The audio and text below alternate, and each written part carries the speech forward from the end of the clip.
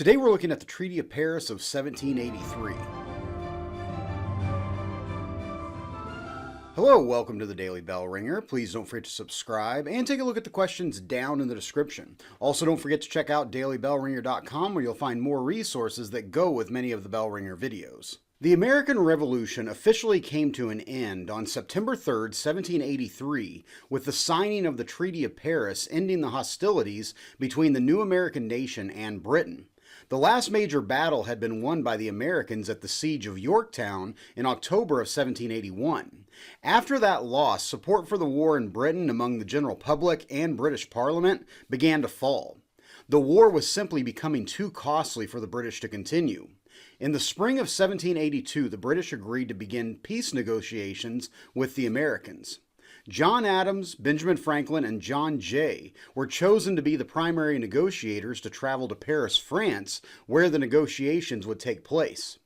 Early negotiations between the two nations stalled as Britain refused to recognize the United States as an independent country. The Americans insisted on this point and would not accept any agreement that did not include full American independence. As the negotiations wore on, there were elections in Britain and new members of Parliament were elected that were more supportive of the idea of American independence. In fact, the newly elected Prime Minister of Britain, Lord Shelburne, viewed the peace negotiations as an opportunity to heal old wounds between the two rivals and build a strong trade alliance that would be beneficial to Britain. As a result, when the negotiators returned to the table in 1783, the British were very generous in their terms. The final treaty included 10 articles or terms of the agreement. The first article, which is the only part of the treaty still in force today, clearly states that Britain recognized the United States as an independent country. The article reads as follows: Britain acknowledges the United States to be free, sovereign, and independent states, and that the British Crown and all heirs and successors relinquish claims to the government, property, and territorial rights of the same, and every part thereof. In Article 2, the British gave over an enormous amount of land, making the American nation extend from the Atlantic Ocean all the way to the Mississippi River and from the Great Lakes to the Gulf of Mexico. Spain retained control of land west of the Mississippi River and kept control of Florida.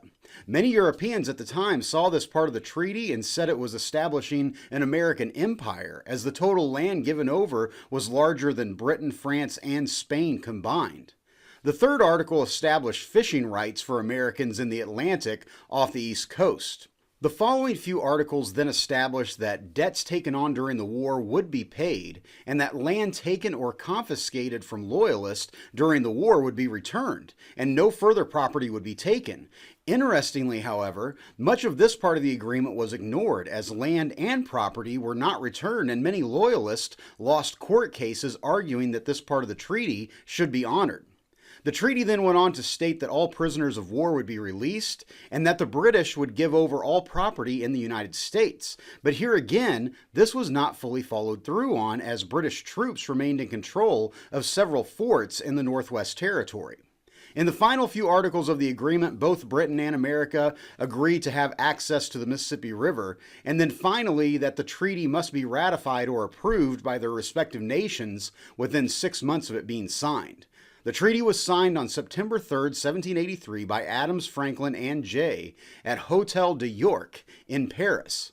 The United States ratified the treaty on January 14th of 1784, while the British Parliament approved the treaty on April 9th of 1784. In addition to this treaty, the British also negotiated treaties with other countries involved in the war, such as Spain, Netherlands, and France. Together, these completed treaties became known as the Peace of Paris. The American negotiators accomplished the primary goal, officially ending the war and gaining full recognition of the United States as an independent nation. But as I mentioned before, there were certain articles of the Treaty of Paris that neither the United States nor Britain actually followed through on. In 1795, John Jay traveled back to Europe on behalf of the United States and negotiated what became known as the Jay Treaty to resolve those problems before another war possibly broke out. So with that, hopefully you learned something, and thanks for watching. Hey, quick shout out here to Mr. Shoemaker's 5th and 6th grade social studies class at Breeze Elementary in Breeze, Illinois, where it's a great day to be a Bobcat. Thanks for watching.